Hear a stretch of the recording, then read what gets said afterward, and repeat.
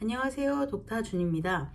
오늘은 제가 20년 동안 이 피부 미용 일을 하면서 보고, 겪고, 듣고 제가 직접 경험했던 부작용들을 한번 말씀드려 보려고 하는데요.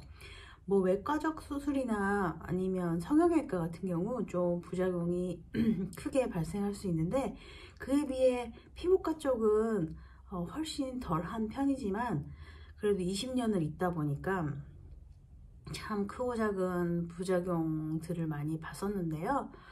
그 중에서도 좀 기억에 남는 몇 가지를 얘기해 보려고 하거든요. 일단 피부과 시술 쪽은 대표적으로 필러, 보톡스, 그리고 레이저 시술 뭐 이렇게 얘기할 수 있는데요. 일단 좀 심각한 부작용을 본 건 코 필러를 할 때 이 들어간 이물질에서 감염이 발생해 가지고 괴사가 된 거예요. 그래서 이렇게 약간 얼룩처럼 이렇게 시커멓게 이미 괴사가 진행되어 버려 가지고 그거를 신속하게 다시 다 긁어내고 항생제를 처방하고, 그리고 그 색소 침착이 빨리 돌아오도록 재생관리, 수분 공급 이런 걸 엄청 열심히 해드렸던 그런 케이스가 있었거든요. 그래서 다행히 뭐 법적 문제라든가 뭐 더 큰 부작용이 발생하진 않았지만, 그래도 제가 좀 직접 옆에서 본 좀 큰 부작용 중에 하나였어요. 코 필러 괴사. 네. 그리고 또 보톡스는 제가 추천도 많이 하고 그나마 좀 부작용이 적은 시술이지만 그래도 간혹 발생을 할 수 있는데요. 가벼운 부작용으로는 그냥 평소에는 괜찮다가 주사 맞은 자리가 살짝씩 붉어진다, 그리고 살짝씩 가렵기도 하다. 네, 이런 부작용을 말씀하시는 분들이 계신데, 아무래도 보톨리스 그 보톡스 균을 넣는 거기 때문에 살짝 간질간질하고 그날 컨디션이 안 좋았을 때 살짝 빨개질 수도 있어요. 대부분 잘 쉬시고 뭐 팩 같은 걸로 좀 쿨링 해주시고 그러시면은 괜찮아지시는 경우가 많거든요. 그런 가벼운 부작용 아닌 부작용도 있을 수 있고요.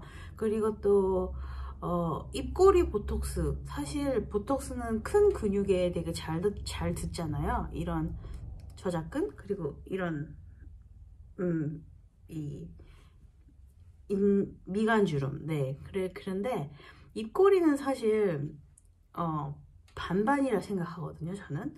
그리고 이 윗입술 요 라인, 요 주름에도 보톡스를 맞으신다고 하는데, 저는 여기랑 요런 데는 잘 반반이라고 생각해요, 확률이. 그래서 입꼬리 보톡스를 맞으셨는데 이게 한쪽은 듣고 한쪽은 안 들어가지고 이렇게 썩소처럼 이렇게 되신 분을 봤어요. 근데 그분 직업이 하필 서비스 강사, CS 강사셨어요. 그래가지고 이렇게 미소를 보이셔야 되는데 이 한쪽만 올라간다 라고 엄청 컴플레인을 하셔가지고, 물론 그 보톡스 효과라는 게 한 두세 달 후면 자연스럽게 돌아오지만 그 당장 일을 하셔야 돼서 그걸 빨리 좀 퍼지게 없어지게 하려고 뭐 초음파 시술이라던가 초음파 관리라던가 고주파로 계속 이렇게 좀 근육을 좀 풀어드렸던 그런 기억이 있어요. 네, 그런 부작용들이 있을 수 있고요. 또 이건 들은 얘기인데 이렇게 저작근 보톡스를 맞는 과정에서 너무 깊게 들어간 나머지 침샘에다가 보톡스를 넣어서 침샘이 마비된 거예요. 그래서 침도 나와야 이 안에도 촉촉해지고 뭔가 세균 번식 뭐 이런 것도 좀 밸런스를 맞출 수 있는데, 침이 한 3개월 동안 계속 아예 안 나오다 보니까 마르고 뭐 구취가 더 나고 이런 부작용을 제가 들었거든요.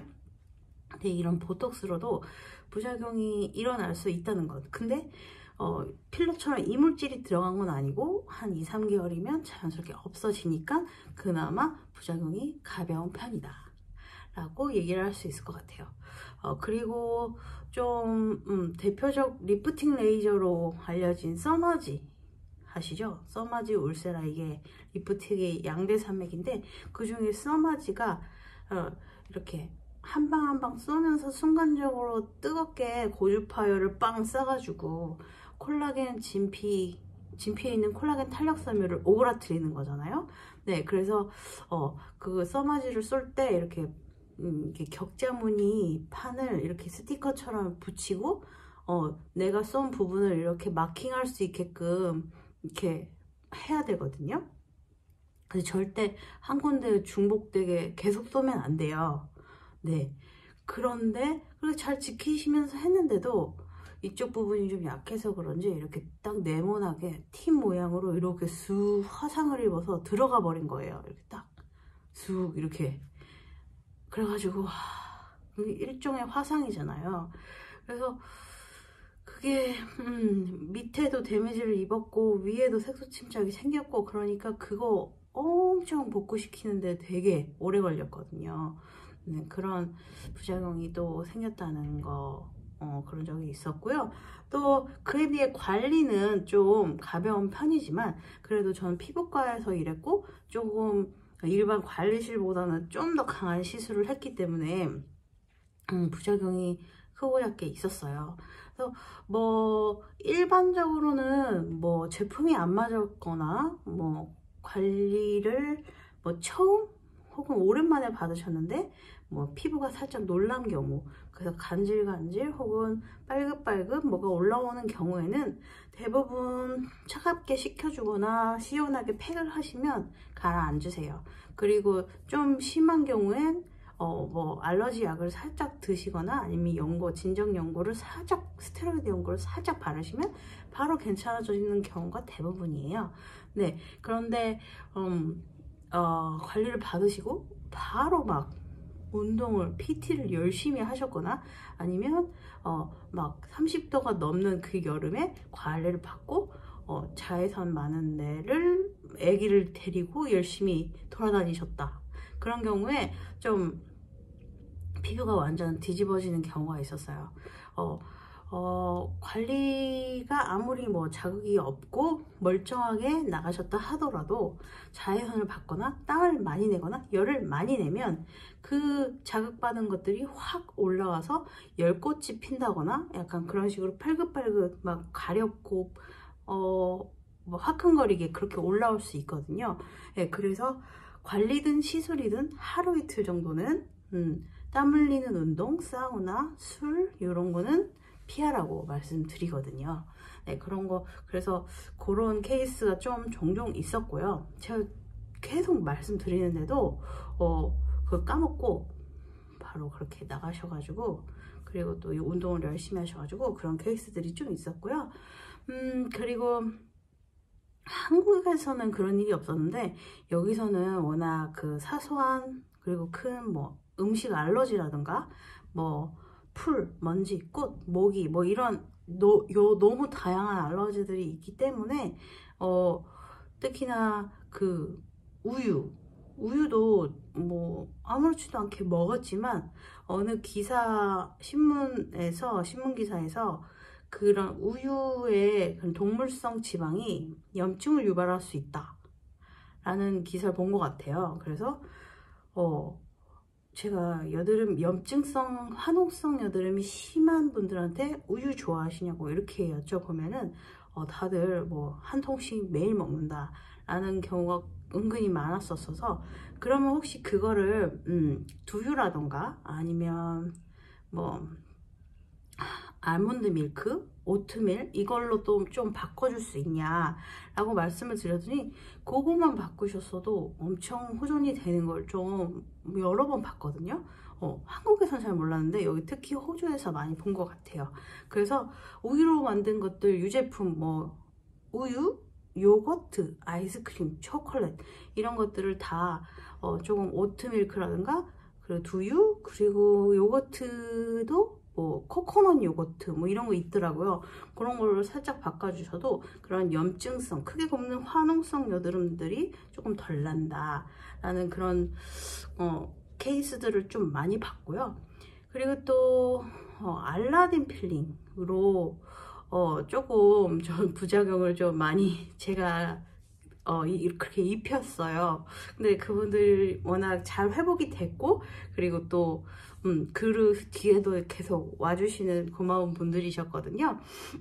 그래서 두 가지 그 알라딘 필링으로 조금 데미지를 냈는데, 하나는 등이랑 앞가슴에도 여드름이 좀 나잖아요. 그래서 등이랑 앞가슴에 알라딘 필링을 열심히 해드렸는데 등은 멀쩡했어요. 근데 앞가슴에 명치 딱 한가운데에 화상을 입은 거예요. 한 요 정도? 그런데 몸은 좀 더 튼튼하다고 생각을 해서 좀 세게 문지르잖아요. 그런데 명치는 특히 좀 약한 부분이었고, 게다가 심장이 가까이이기 때문에 그 부분은 특히 열이 많이 나가지고 화상을 입으셨더라고요. 대부분 얼굴은 제가 24시간 동안 아무것도 안 바르는 대신에 확실히 식혀달라고 얘기를 하잖아요. 그래서 선풍기를 계속 쐬고 계신다거나, 아니면 얼음을 약간 거즈나 수건에 싸서 이렇게 계속 식히라고 얘기를 하시는데, 옷을 계속 입고 계시니까 가슴이나 등을 그렇게 못 해주셨잖아요.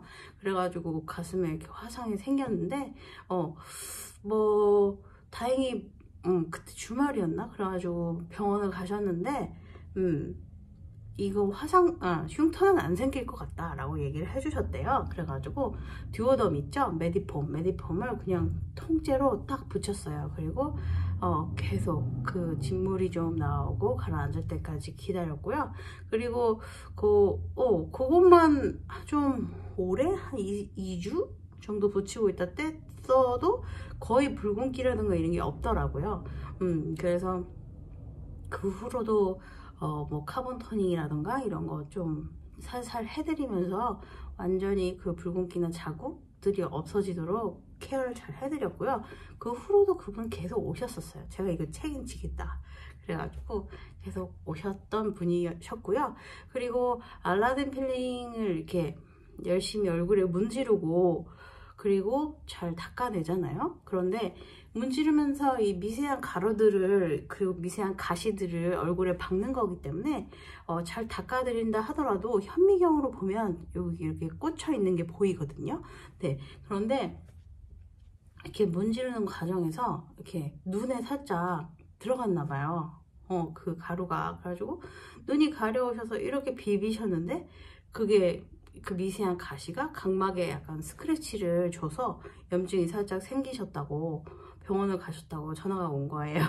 그래가지고 이것도 한국에서는 겪어본 적이 없는 그런 부작용이었는데 호주에서 그런 일이 있어가지고 제가 잘 닦는다고 닦았는데 눈이 너무 크셔가지고 그쪽으로 들어갔나 보다. 그래가지고 그래도 그 안약 좀 넣으시고 약 드셔가지고 깨끗이 잘 나으셨다고 했거든요.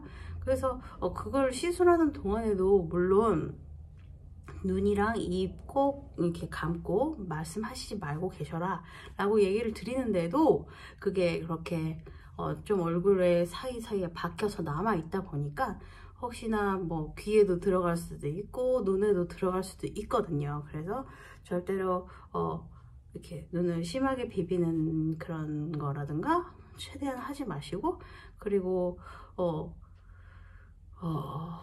제 주의사항을 주의 깊게 듣고 잘 따라 해주셨으면 좋겠습니다. 몇 가지 안 되는 것 같았는데 은근히 많네요. 그래서 제가 20년 동안 피부 미용 일을 하면서 보고 들었고 그리고 겪은 부작용들을 얘기해드렸어요. 저는 이런 피부과 시술 이런 거 너무 과하지만 않으면 그래도 약간 하면 훨씬 예뻐지고 자신감이 생기고, 그리고 특히나 뭐 여드름 치료 같은 경우는 상당한 그 자존감을 지킬 수 있는 그런 관리라고 생각을 하거든요. 그런데 이런 부작용들이 있을 수 있으니까 너무 과한 뭐 필러 시술이라던가, 그리고 뭐 하루에 너무 여러 가지 시술을 뭐 같이 받는다던가 이런 건 좀 조심해 주셨으면 좋겠어요. 특히나 외국에 사시는 분들은 오랜만에 한국을 방문하시면 시간이 많이 없기 때문에 여러 가지 시술을 많이 받고 싶어 하세요. 그런데 또 그 피부과들에서는 이거 하루에 다 된다 라고 설득을 하거든요. 괜찮다. 근데 그렇게 무리한 시술을 하루에 한 번에 받고 바로 또 시간이 많이 없어서 돌아오시게 됐어요. 근데 그 과정에서 부작용이나 이런 게 생기면 어떻게 할 거예요? 다시 돌아갈 거예요? 누가 책임질 거냐고요. 그러니까 제가 많이 겪었다 보니까 좀 공격적인 시술을 하면서도 좀 조심하게 되는, 항상 긴장하게 되는 그런 게 있거든요. 그러니까 여러분들도 신중하게 조심스럽게 주의사항 꼼꼼히 안내 받으시고 잘 지키시면서 예쁘게 건강해지셨으면 좋겠습니다. 네, 도움이 좀 되셨나요? 네, 그러면 모두들 생얼미인이 되는 그날까지 No worries. Bye bye.